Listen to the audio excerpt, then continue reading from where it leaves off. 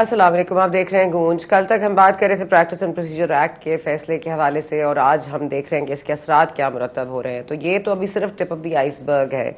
अभी एक फैसला हो गया है या एक ऑर्डर आ गया है, अभी तो बहुत सारे केसेस बाकी हैं। अभी तो टेस्ट केस भी बाकी है। एक इलेक्शन का मामला है जो ज़ेर अल्तवा है, पटिशन पेंडिंग है।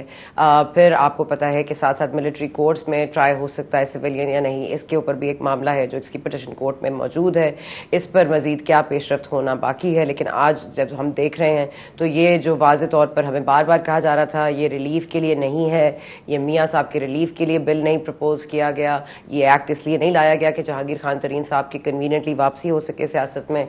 ये 5 साल की नाअहली का मामला तो बिल्कुल ही अलग है, और वो तो पार्लियामेंट ने मंजूर कर दिया है, वो मंजूरी है और इससे तो कोई फ़र्क नहीं पड़ता। लेकिन इस पर कहीं ना कहीं कोई ठिकाना तो लग रहा था कि नून लीग को शायद कोई सेफ पैसेज मिल जाए, लेकिन आने वाले वक्त में शायद कुछ मुश्किलात हों। आज जैसे लग रहा है जैसे तमाम नून लीग के जो रहनुमा हैं वो थोड़े से डिस्टर्ब ज़रूर हैं। पहले मसला ये था कि प्रैक्टिस एंड प्रोसीजर्स बिल के हवाले से क्या कोई कानून साजी करने का इख्तियार रखती है पार्लियामेंट। अब मामला ये है कि क्या इलेक्शन कमीशन में कोई तरमीम, इलेक्शन कमीशन एक्ट में कोई तरमीम करके क्या ये कर सकती है अक्सरियत पार्लियामेंटेरियंस की, क्या ये रिलीफ दिया जा सकता है, क्या ये कानूनी होगा, क्या ये भी सुप्रीम कोर्ट में टेस्ट स्टैंड कर देगा। और ये जो अजीज़िया, एवनफील्ड, बाकी तमाम केस हैं, अगर ये नैब के केसेस हैं जिसमें कन्विक्टेड हैं मियां नवाज शरीफ साहब 2 केसेस में, अजीज़िया और Avenfield 7 years and 10 years respectively.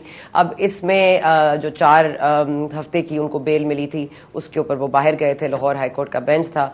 अब मामलात इस्लामाबाद हाई कोर्ट में है, नैब कोर्ट में भी जाना है मामलात को।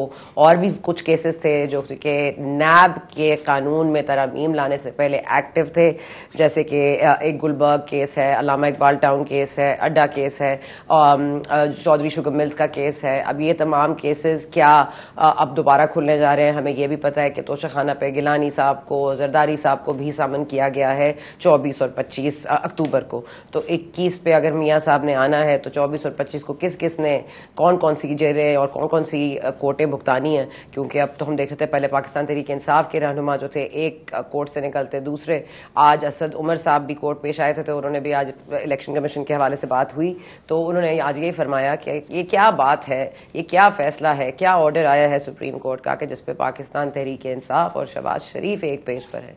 इस पर मजीद ज़रा जानने की कोशिश करेंगे कि सबसे पहले हमारे साथ मौजूद हैं कादिर मंदोखेल साहब, पाकिस्तान पीपल्स पार्टी से आपका ताल्लुक है। बहुत शुक्रिया आपका मंदोखेल साहब। आप खुद भी ज़ाहिर है आपका कानून से ताल्लुक़ है और आपको बेहतर तौर पर आप ये समझा सकेंगे हमें कि एक कन्विक्टेड आदमी जिसके ऊपर 2 केसेस हों, चाहे वो कामा पर निकाला हो, पनामा का झूठा मुकदमा बनाया हो, तब सब कुछ अगर हम देख भी लें तो he stands convicted in 2 cases, Avenfield और अजीज़िया।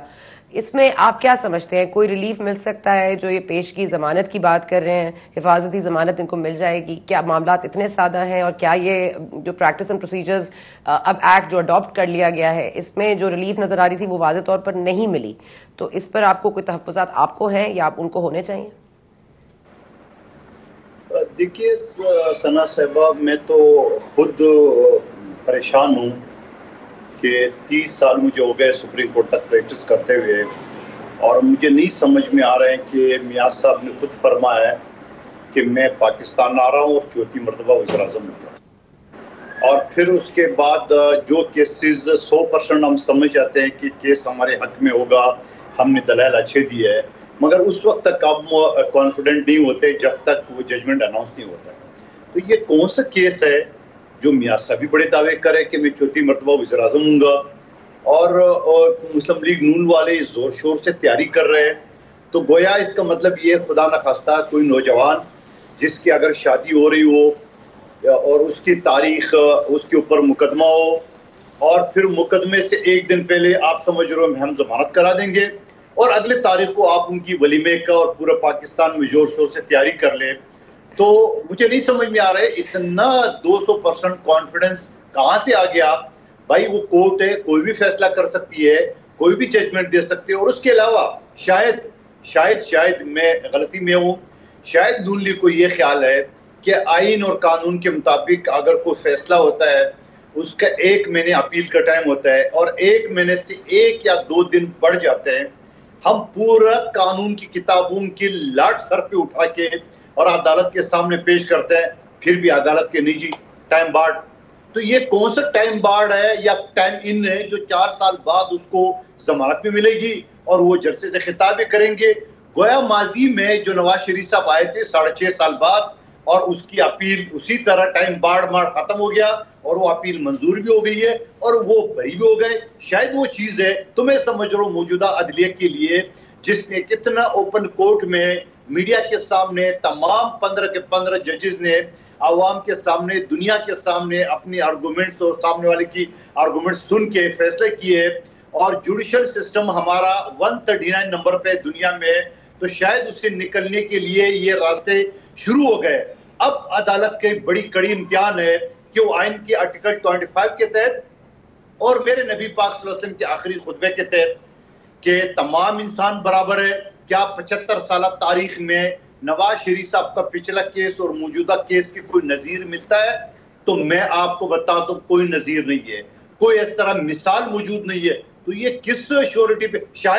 शायद उसने ये फरमाया था, शायद उसने फरमाया था अपना ख्वाजा आसिफ साहब ने कि 0% रिस्क होगा तब हम आएंगे। तो शायद ये 0% रिस्क पता नहीं किसने उसको दिलाया, किसने यकीन दिलाई कराई है, जो इतना कॉन्फिडेंस के साथ। हाँ, एक उम्मीद तो उनकी खत्म हो गई है, जो 15 जजेस के बेंच ने जो फैसला किया है 7-8 से, और वो जो पुराने केस थे 184(3) के तहत वो नहीं सुन सकते हैं। तो यहाँ तो ये समझ लो कि वो नाइली तो उनकी अपनी जगह पे बरकरार तो रहेगी। ठीक है, मैं 1 मिनट, अगर एजाज सईद साहब भी हमारे साथ मौजूद हैं। एजाज साहब, यू आर बेटर इन्फॉर्म्ड, ये बताइएगा ये परेशान सिर्फ मंदो खेल साहब हैं या आज और भी लोग परेशान हैं? इस्लामाबाद में क्या माहौल है? वो सुना था कतर जा रहे हैं, आज देखा कि कतर के जो आपके चीफ हैं वो आके आपके चीफ से मिल रहे हैं। तो कतर तो यहाँ आ गया, तो मियाँ साहब ने कतर जाना था, चीन जाना था, उसका क्या बना? और ये मियाँ साहब की वापसी का रास्ता हमवार हुआ है या ये परेशानी का बायस बनेगा? क्योंकि अजीजिया और एवनफील्ड में 10 साल 7 साल की सज़ा है, कन्विक्टेड है, हिफाजती पेश की अगर जमानत मंजूर भी हो जाती है, तो आपको क्या लगता है मामला किस तरफ जा सकते हैं?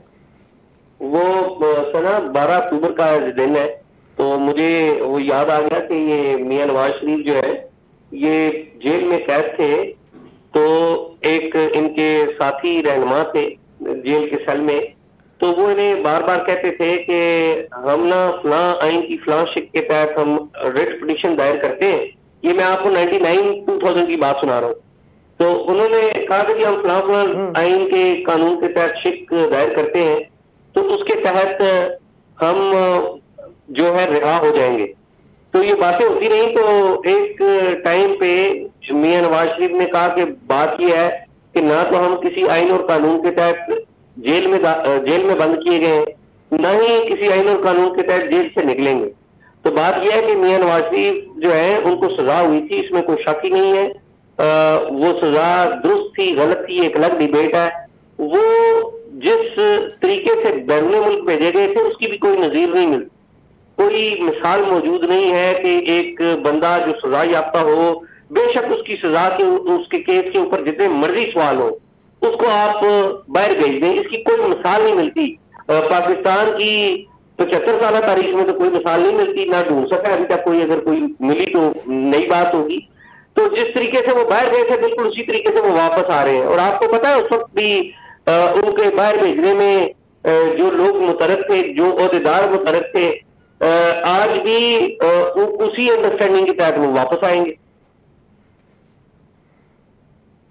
लेकिन लोग तो तब्दील हो गए ना एजाज, जो लोग उस वक्त पावर में थे वो अब नहीं हैं, जिनको भेजने वाले वो अब खुद अब बेचारे सलाखों के पीछे हैं, जिन्होंने इजाजत दी थी वो भी अपने अपनी जमानतों का इंतजार कर रहे हैं। तो ये जो वापसी होगी, ना उस वक्त justice Qazi Faez Isa chief justice of Pakistan थे, ना हमारे चीफ वो थे, तो आपको लगता नहीं है कि कोई मामला फर्क होगा? क्योंकि कोई आईनी और कानूनी तरीका, मैं समझ गई आप बिल्कुल ठीक फरमा रहे हैं कि कोई कानूनी और आईनी जवाब नहीं था। लाहौर हाई कोर्ट के 2 मेंबर बेंच ने यह फैसला दिया था, 4 हफ्ते की जमानत पे उनको भेजा गया था लंदन, और कहा था ये एक्सटेंडेबल है। वो एक्सटेंडेबल इतना हुआ कि अब 2023 आ गया है।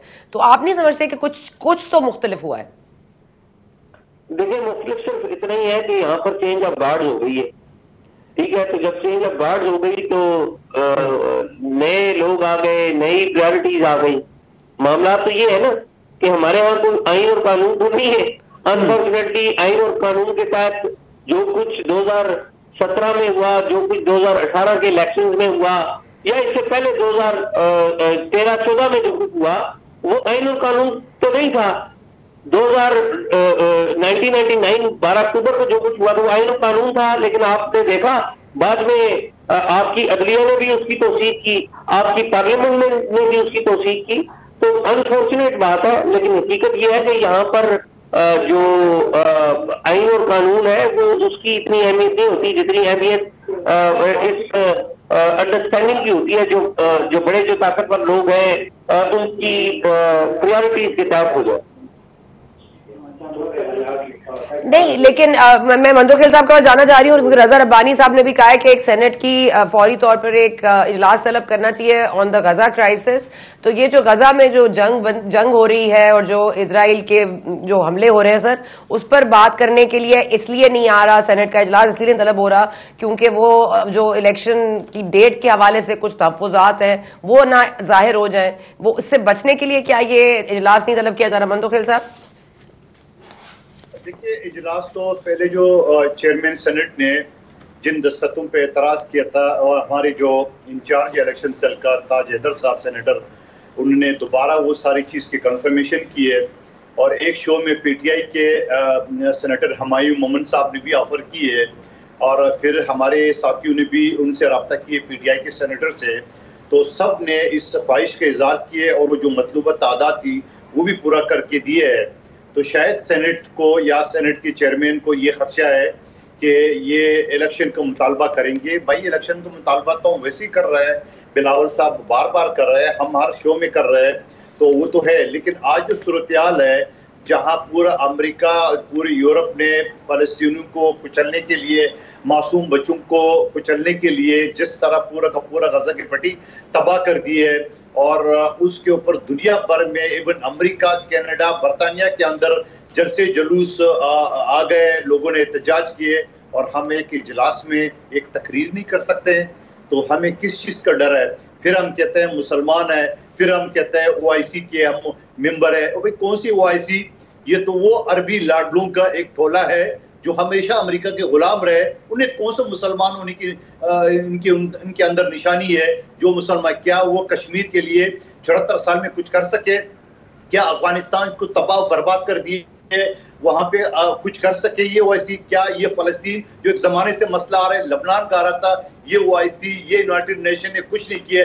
तो कम से कम हम सेनेट के इजलास बुला के कम से कम हम तो अपने फोरम पे एक आवाज उठा लेंगे, जो कि वो भी नहीं उठाने जा रहा इस खौफ से कि कहीं हम इलेक्शन का मुतालबा न करें। तो मैं ये कहता हूँ यही हाल है इस।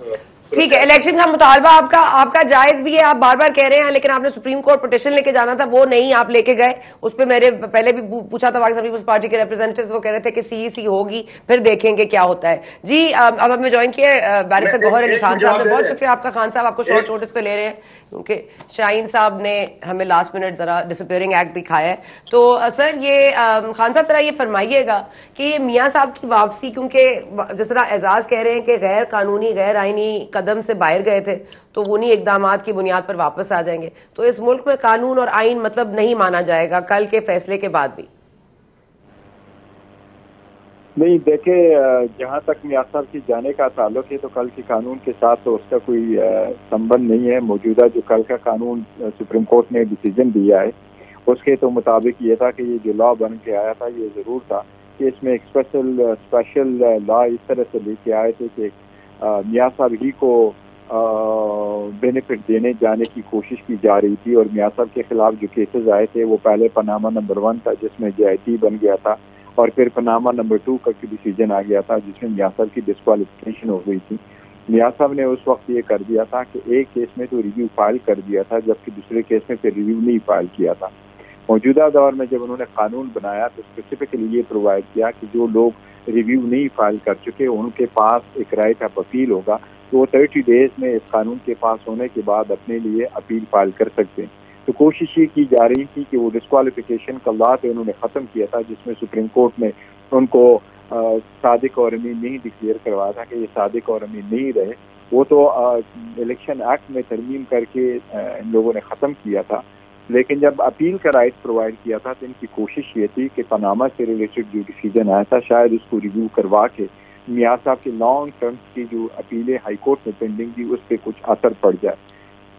अभी हाई सुप्रीम कोर्ट ने जो फैसला कर लिया वो ये है कि 5-10 के मुताबिक फैसला है कि हाँ, कानून साजी के जरिए से आप ये राइट प्रोवाइड कर सकते थे और इसमें आइन में तरमीम की ज़रूरत नहीं है। लेकिन 7-8 की बुनियाद से ये फैसला हुआ है कि आल्दो राइट ऑफ अपील एक प्रोसीजरल है, आप उसको रिट्रोस्पेक्टिव भी कर सकते हैं, लेकिन इस केस में आप नहीं दे सकते, तो इसलिए मियां साहब को इस केस से तो फायदा नहीं होगा। लेकिन अभी जो उसके आने का है, मैं आपको अगर आईनी कानूनी बात बताऊं तो रूटीन में ऐसा होता है। अभी इवन मियां साहब का बेटा शहबाज शरीफ साहब का बेटा सुलेमान शहबाज भी जब आ रहे थे तो उसने दरख्वास्त दी थी अदालत को कि मुझे प्रोटेक्शन दी जाए ताकि मैं मुल्क में आ सकूं और मैं कानून को फेस कर सकूं। तो ऐसा एक तरीक़ाकार जरूर आए थे, लेकिन उसमें थोड़ा सा फर्क है। वो ये है कि अगर किसी के खिलाफ कोई केस बन रहा हो और पुलिस और कोई एजेंसी अरेस्ट करने की कोशिश कर रही हो तो फिर वो अदालत जा सकता है कि मैं अदालत में जाना चाहता हूँ, मैं कानून अदालत के सामने सरेंडर करना चाहता हूँ ताकि मैं अपना दिफा कर सकूँ, इसलिए आप मुझे बेल दे दें। लेकिन मियां साहब की सिचुएशन इंटायरली डिफरेंट है। मियां साहब के कि सही या गलत वो जो भी मैटर है उसका कोर्ट के अंदर है, लेकिन उसको कन्विक्शन हुई है, सजा हुई है। अब उसकी अपीलें पेंडिंग की तो दोनों अपीलें डिसमिस हो गई फॉर नॉन प्रोसिक्यूशन, क्योंकि वो पेश नहीं हो सके। और मियां साहब के खिलाफ एक दायमी वारंट निकला कि जहां भी हो, जैसे भी हो, जिसको हम कहते हैं लीगल जुबान में कि जहां भी हो, जैसे भी हो, आप उनको अरेस्ट करके ले आए।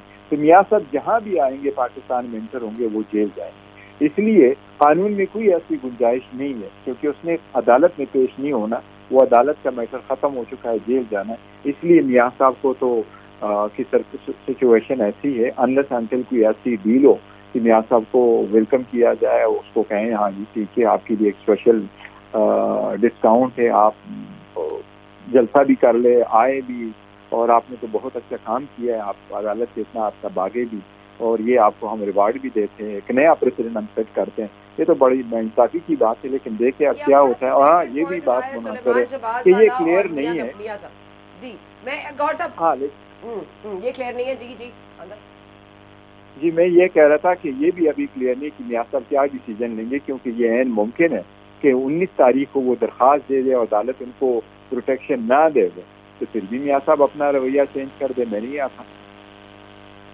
अच्छा ठीक है एजाज साहब, ह्यूमनली इफ यू विल, क्योंकि मुझे पता है आप कह रहे हैं कि कोई आईनी और कानूनी मामला तो नहीं होता, बट ह्यूमनली ये let's take this point forward कि अगर तो सुलेमान साहब को मिल सकती है कागजी जमानत कि उनको प्रोटेक्शन दे कोर्ट ताकि वो आके अपने आप को पेश कर सकें, अपना मुकदमा लड़ सकें, और ये स्पेशल ट्रीटमेंट, प्रेफरेंशियल ट्रीटमेंट शायद मियां नवाज शरीफ साहब के पास नहीं होगी, आपने गौर खान साहब की सुनी बात, तो ये वापसी का प्लान क्या तब्दील हो सकता है या नहीं?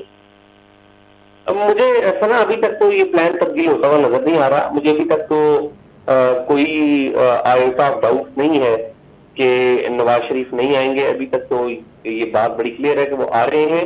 हाँ, कोई सिचुएशन, कोई उन्हें ऐसी इंफॉर्मेशन उनको मिले या उनको कोई ऐसा पैगाम मिले और बड़ा सख्त नौइयत का पैगाम हो तो मुमकिन है वो ना आए, लेकिन मेरा ख्याल में अभी तक कोई ऐसी बात नहीं है।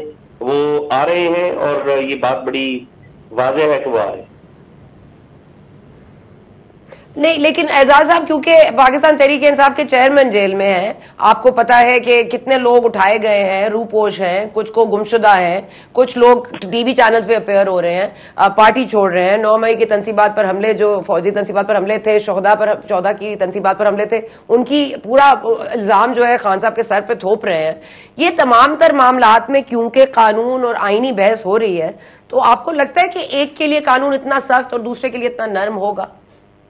तो ये सना, आप मेरे ख्याल में माजी भूल गई है। अभी माजी करीब की बात है कि इमरान खान साहब के लिए आपको पता है एक बैंड वैगन जो जमानतें हो जाती थी, एक दरखास्त दी जाती थी, उसमें तमाम केसेस के ऊपर अदालतें उनको जमानतें भी दे देती थी, उनको पूरी रिलीफ भी मिल जाती थी, उनको राहदारी रिमांड महीने का, कमोबेश महीने का राहदारी रिमांड, पेशावर से इस्लामाबाद के दरमियान 2 घंटे का सफर है, तो एक महीने का 20-22 दिन का उनको रिमांड मिलता रहा है, राहदारी रिमांड।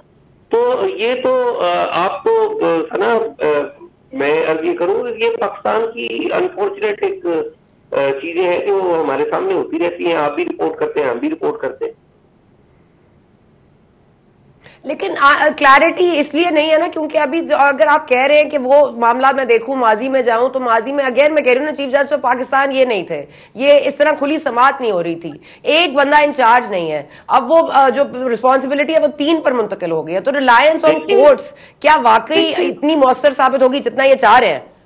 देखिए बात ये है सना, आपको पता है कि मौजूदा चीफ जस्टिस माजी में सीनियर जज की हैसियत पे एक ऑब्जर्वेशन दे चुके हैं कि ये जो केसेस हैं ये गलत हैं, ये केसेस गलत हैं। तो अब जाहिर है अगर एक एक्नॉलेजमेंट है कि ये केसेस गलत हैं, तो उसको सीधा करने के लिए तो कुछ ना कुछ आपको करना पड़ेगा। आपको पता है अगर कुछ चीजें गलत है, अगर सिस्टम आपके ने ये बात एक्नॉलेज कर ली है कि वो गलत है, यानी कि वो केसेस गलत बनाए गए थे, उनके ऊपर मॉनिटरिंग जजेस तैनात नहीं होने चाहिए थे, मॉनिटरिंग जज तैनात नहीं होने चाहिए थे, वो डूबियस सर्कमस्टांसेस में हुए थे, तो फिर उसको उसी केस में आपको सजा भी हो जाती है।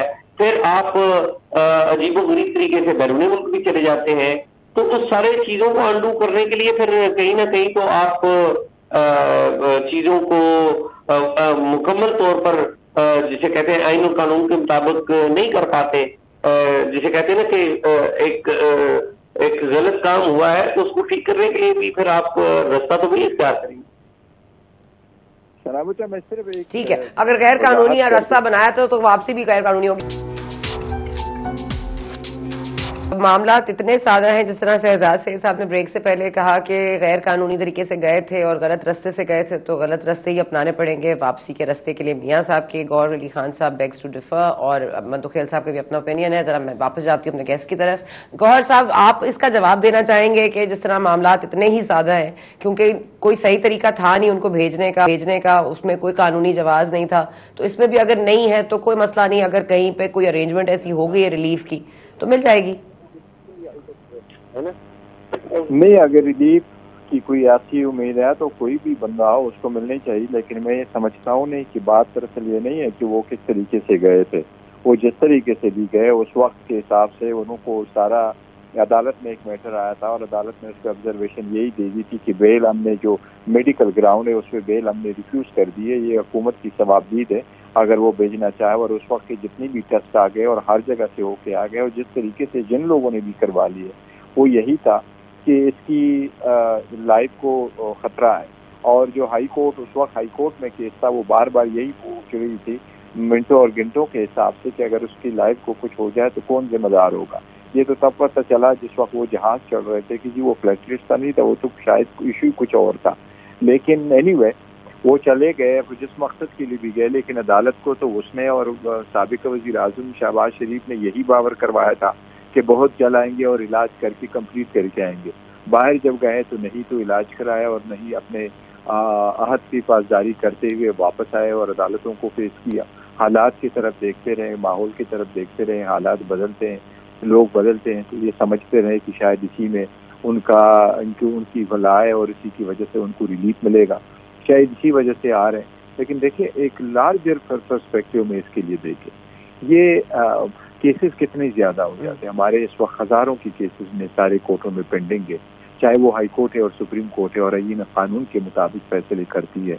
और ये एक तहकाकी पावर है, पार्लियामान और अदलिया एग्जेक्टिव, ये सारे ऐसे ही पावर इस्तेमाल करते हैं।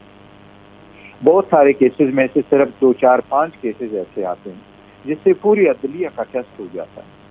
और ऐसे हालात में अगर आप आए और उनको ऐसे लोगों को आप रिलीफ दिया करें तो उसी से बेट प्रेसिडेंट बना करेंगे।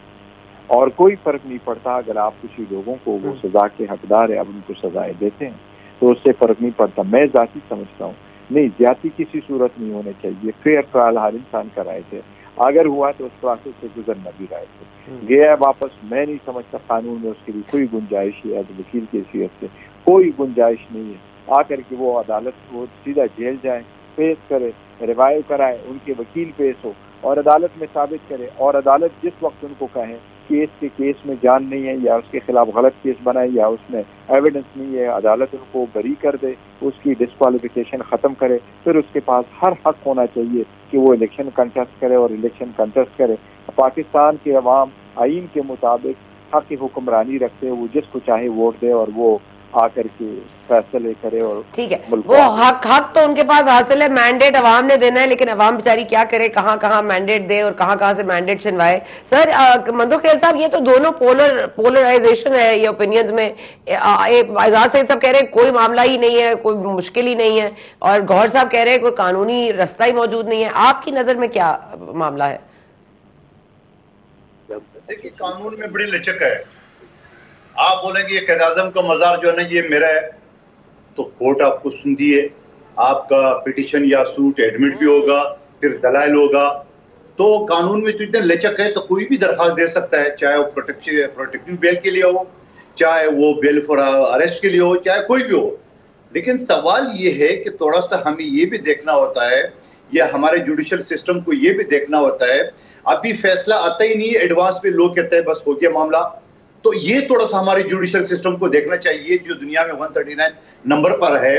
तो सवाल ये है कि जो प्रोटेक्टिव बेल है यकीनन ऑप्शन है, मगर ये ऑप्शन उन लोगों के लिए है सना जी कि जो एफआईआर अगर इस्लामाबाद लाहौर में किसी के खिलाफ कटा हो और उसको पता नहीं हो और फिर अचानक उसको पता चल जाए, तो वो बोलेगा यार मैं लाहौर हाईकोर्ट में या इस्लामाबाद में पेश होऊंगा, तो मुझे रास्ते में पीआईए में रेल में गिरफ्तार न करे, तो मुझे चंद दिन की मोहलत दी जाए। प्रोटेक्टिव बिल 1 हफ्ते की होती है या मैक्सिमम 10 दिन की होती है, ताकि मैं उस अदालत तक पहुंचूं। उसके लिए ग्राउंड बड़ा वाज़ेह है। ये ग्राउंड नहीं है कि आप 2 हफ्ते के लिए गए, 4 साल बाद बड़े आराम तफरी से हुकूमत खत्म, निगरान अपनी मर्जी का बन गया, सब चीज हो गए, सेटअप करके लो जी अब इलेक्शन पे आ जाए और फिर दावा भी कराए कि जी मैं लीक किया देता हूं। लेकिन पाकिस्तान पीपल्स पार्टी मंदोखेल साहब जब कहती है कि मियां साहब को वापस आना चाहिए, वो एक सियासी जमात के रहनुमा है, उनके साथ ज्यादती हुई है, तो फिर वो इसी तरह चाहती है कि वो वापस आए, कि वो जेल में वापस आए। देखिए, हम तो पहले दिन से चाहते हैं, हम तो बल्कि ये चाहते हैं कि ये गए क्यों, ये दूसरी मर्तबा गए क्यों? हमारे लीडरान तो नहीं गए। आपने आसिफ अली जरदारी साहब को देखा, 12 साल जेल में जबान काटी गई है, क्या कुछ नहीं किया इनके साथ। आपने बीबी शहीद को देखा कि वो एक पेशी लाहौर में थी, उसी दिन इस्लामाबाद में थी, उसी दिन कराची में। वो बात ही होता ना, ये सारी आपके सामने।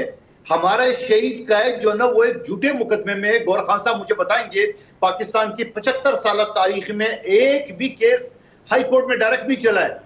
शहीद जुल्फकार अली भुट्टो साहब का केस डायरेक्ट हाई कोर्ट में चला है, और फिर आपने उस केस का अशर भी देखा। उस वक्त की चीफ जस्टिस नसीम हसन शाह ने क्या कहा वो भी सब पाकिस्तान को पता है। सवाल ये है कि ये इतना सब कुछ रिलीफ अगर एक शख्स को आप सुन ले, अगर एक शख्स को हमारी अदलिया दे रही है, तो जेल के अंदर जो लोग बैठे हुए हैं वो भी टीवी देखते हैं, वो क्या सोचेंगे? वो ये सोचेंगे कि हम एक साइकिल चोरी के, एक बकरी चोरी के केस में हम बैठे हुए जेल में, और एक शख्स पहले भी 6.5 साल बाद आया। ठीक है, ये ठीक है, आपकी बात, आपका पॉइंट आ गया मंदोखेल साहब। मुझे एजाज साहब वो अपनी बात पर कायम है और दोनों ही एक तरह की गुफ्तगू करें, लेकिन आप बिल्कुल ऑपोजिट साइड पर खड़े हैं इस वक्त। मुझे बता दीजिएगा कि ये मईशत जो बेहतरीन रिवेंज है, अच्छी मईशत लाना, मियां साहब को वापस चौथी बार वजीर आजम बनाना, क्या अगेन मामला इतना सादा है? सर, बात यह है कि मामला अगर आइन और कानून की नजर से देखा जाए तो बिल्कुल सादा नहीं है, लेकिन अगर पाकिस्तान की ग्राउंड रियलिटीज के ऊपर बैठ के देखा जाए तो बड़ा ही सादा है।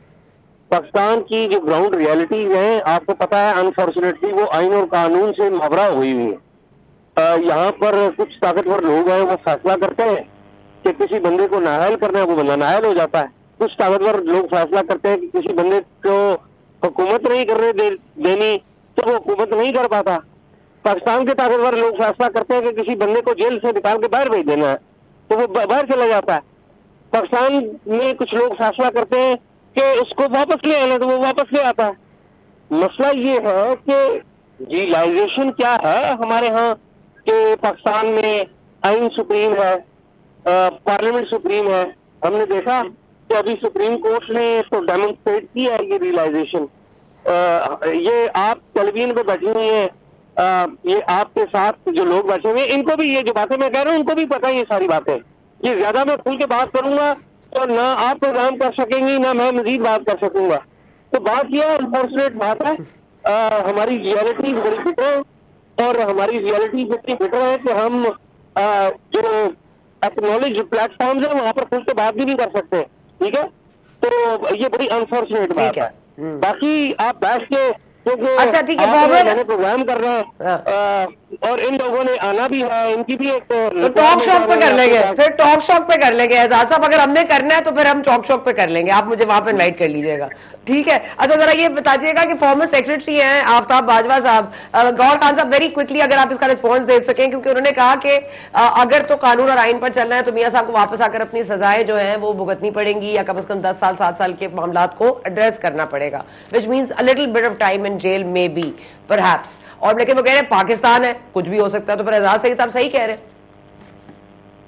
नहीं, वो तो ऑब्वियसली उसका पाकिस्तानी सिटीजन है, ये तो उसका राइट है कि मुल्क में आ जाए, लेकिन वो अगर आना चाहते हैं तो वो गए किस लिए थे, गए तो मर्जी से हैं, वापस ही आ रहे हैं। तो अगर वो आ जाते कानून को पेश करना चाहता है तो वो तो सिर्फ तरीक़ेकार पे बहस हो रही है कि क्या वो आकर के पहले जलसा करें और उसको बेल मिले और बेल में जाकर के ये हो जाए, या इस तरह हो कि वो सीधा आए जेल जाए।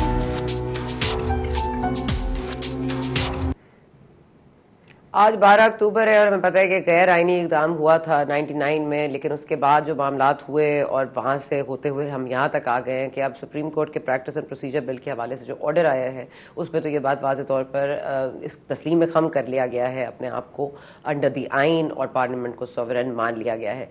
लेकिन क्या ही अच्छा हो कि चीफ जस्टिस ऑफ पाकिस्तान गाजी फ़ायज़ ईसा ने जो इज़्ज़त बख्शी है पार्लियामेंट को और आइन को, उसकी पामाली ना करें हमारे जो सियासी हुक्मरान हैं और जो आइन को अपनी मर्जी से तोड़ मरोड़ देते हैं। बिल्कुल, अगर अदलिया ने गलतियां की हैं तो गलतियां हमारे सियासतदानों से भी हुई हैं। अब कोई गैर आइनी और गैर कानूनी तरीके से वापस आएगा तो फिर कानून और आइन का पास वो कैसे रख सकेगा, इस पर हमें ज़ाहिर है नज़र रखनी पड़ेगी। आपने प्रोग्राम देखा, शुक्रिया।